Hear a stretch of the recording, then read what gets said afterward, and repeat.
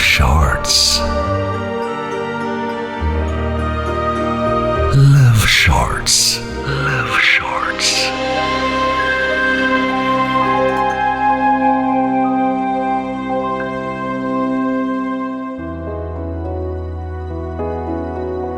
আজকের লাভ শর্টসে সৌমির লেখা গল্প তুই আমি আর 2BHK।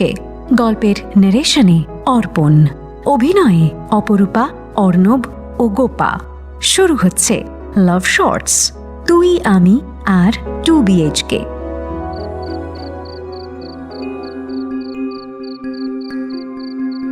রাত 9:30।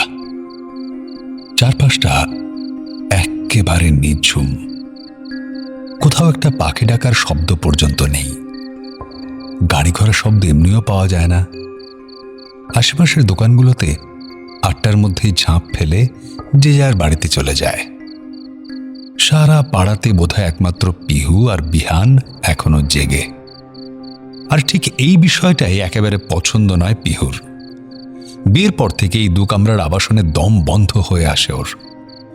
অনেকে যেখানে নিস্তব্ধ রোমহর্ষক পরিবেশ পাওয়ার জন্য মুখিয়ে থাকে, পিহুর তখন মন চায় গাড়ির আওয়াজ, মানুষজন, যার সঙ্গে নিঃসঙ্গতার হাজার হাজার মাইল কোনো সম্পর্ক থাকবে না।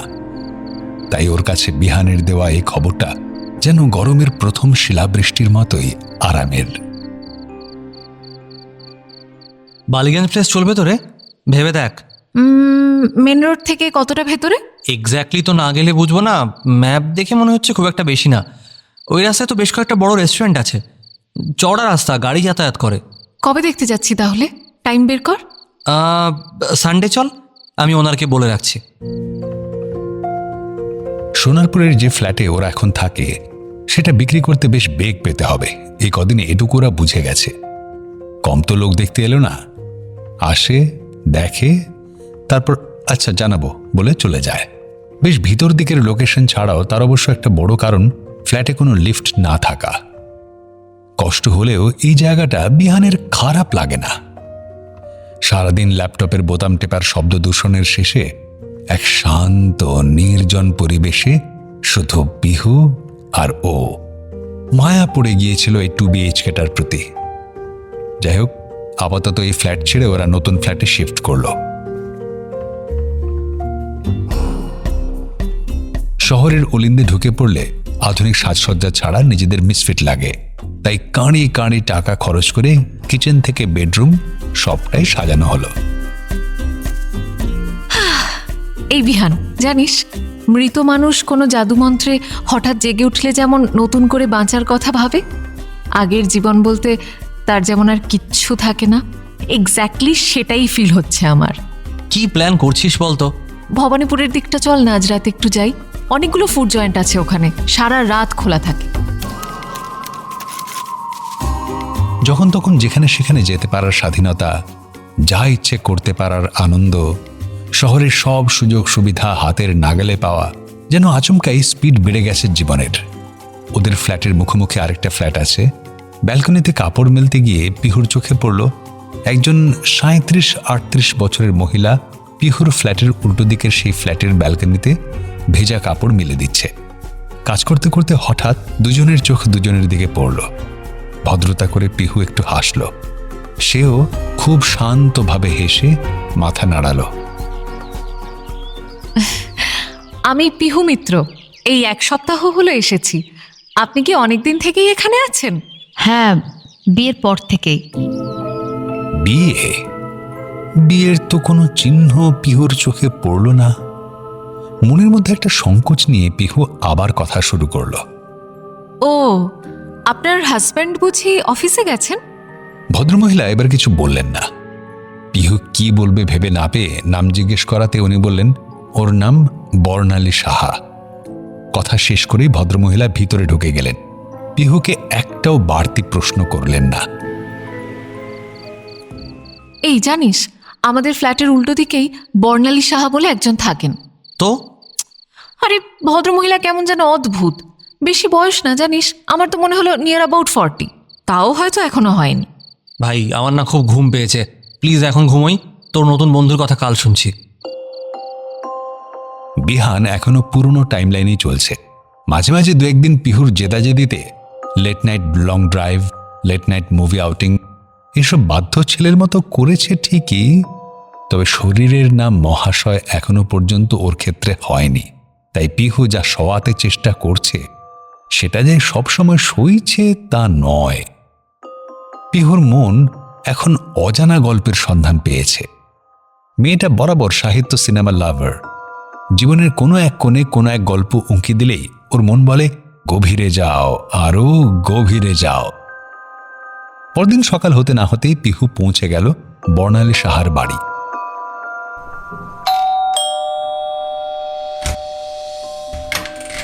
কলিং বেল টিপতেই পিহুকে হঠাৎ দেখে একটু বোধহয় চমকালো বর্ণালী।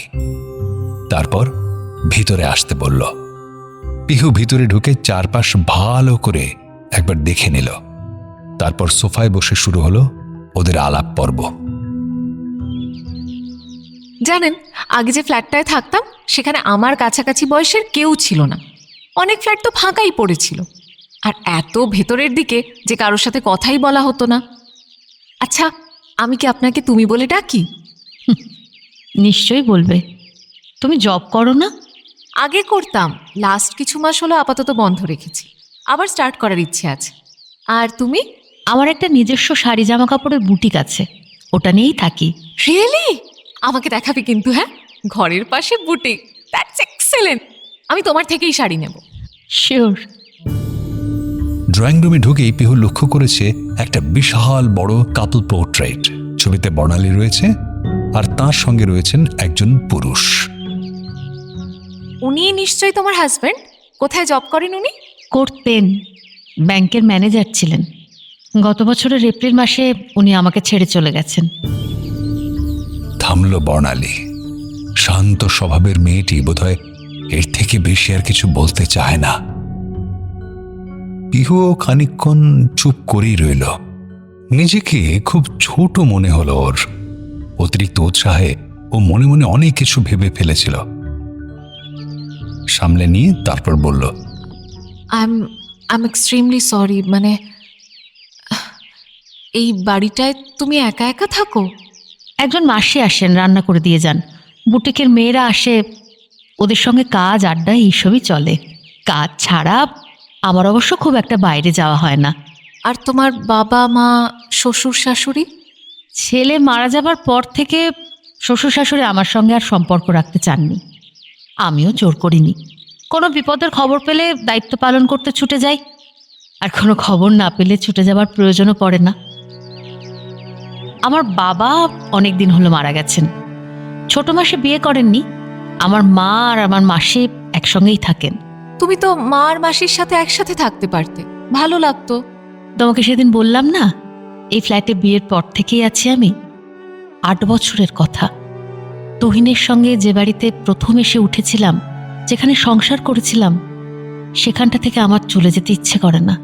তবুও একা একা থাকা ইজ ভেরি ডিফিকাল্ট। তোমার একা ফিল হয় না? কি জানো তো পিহু, একা থাকাটা না একটা অভ্যেস।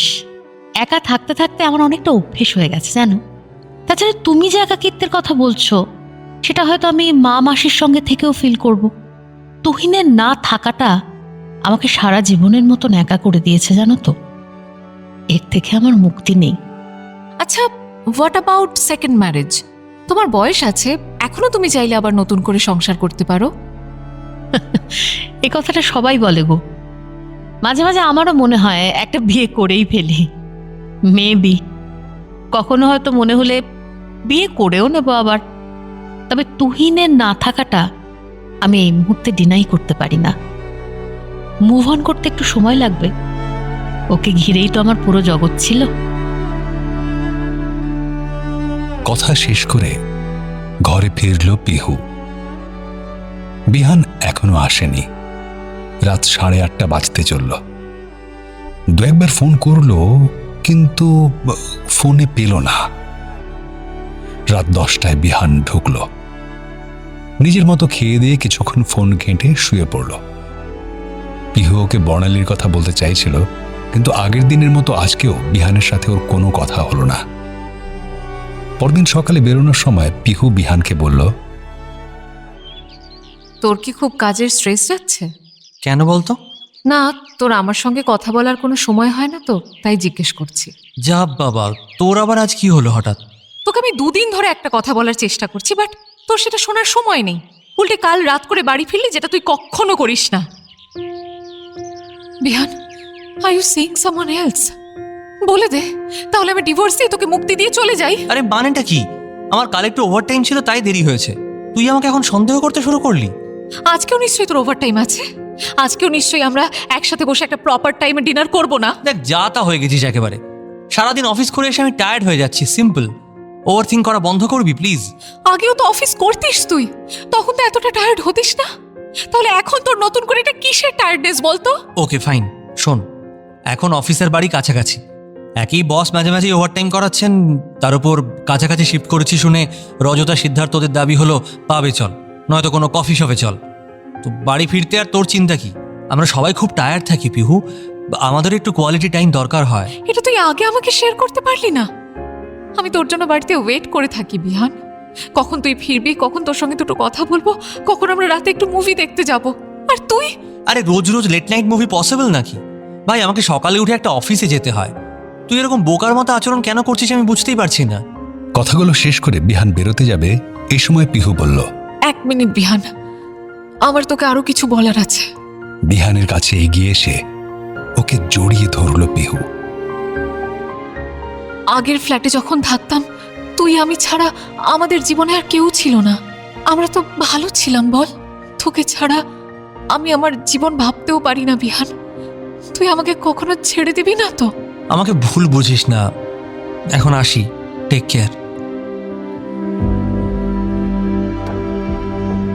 বিহান অফিসে বেরিয়ে যাবার পর কিচেনে গিয়ে 1 কাপ কোল্ড কফি বানালো পিহু। বাইরে প্রচন্ড গরম পড়েছে। ঘরের এসিটা অন করে দিয়ে কফিতে চুমুক দিতে দিতে জানলা দিয়ে বর্ণালীর ঘরটা দেখছিল। ওর মনে হতে লাগলো আশেপাশে অনেক মানুষ থাকলেও ওর দরকার বিহানকে, ঠিক যেমন বর্ণালীর দরকার তুহিনকে। রাস্তা দিয়ে ক্রমাগত গাড়ি ছুটে চলেছে। ওর হঠাৎ করে খুব বিরক্ত লাগতে শুরু করলো। হর্নের চিৎকারে ও ঠিক করে মনের কথাগুলো ভেবে উঠতে পারছে না, বারবার ছেদ পড়ছে। অন্যদিন এই সময় পিহু একাই একটু মেগামার্টে যায়, টুকটাক সবজি, বাড়ির দরকারি জিনিসপত্র এসব কেনে। আজ আর ওর একদম বেরোতে ইচ্ছে করছে না। ওর নাগালের মধ্যে সবকিছু আছে, শুধু নেই বিহান।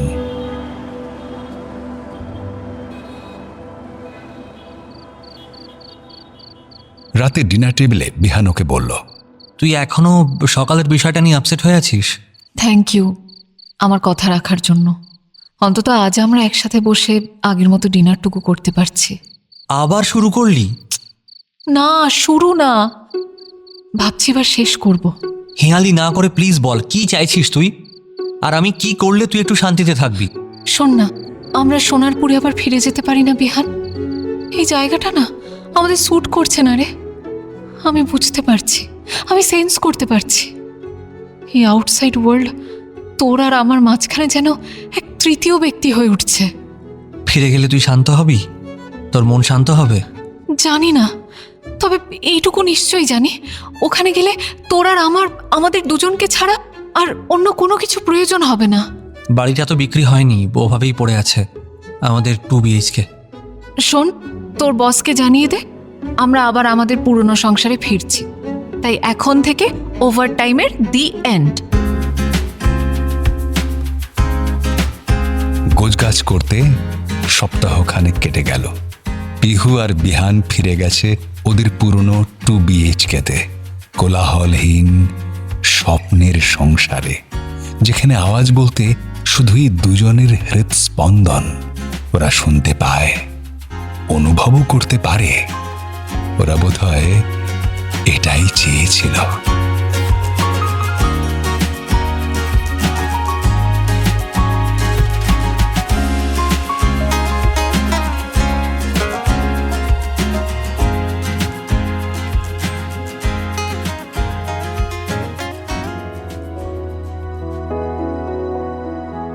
লাভ শর্টসে আজ শুনলে সৌমির লেখা গল্প তুই আমি আর 2BHK।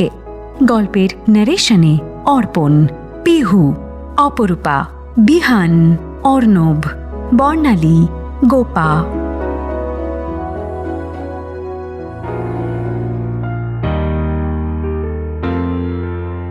Love Shorts. Love Shorts. On Love Junction. Every Friday at 9 p.m. Only on 107 FM Rainbow.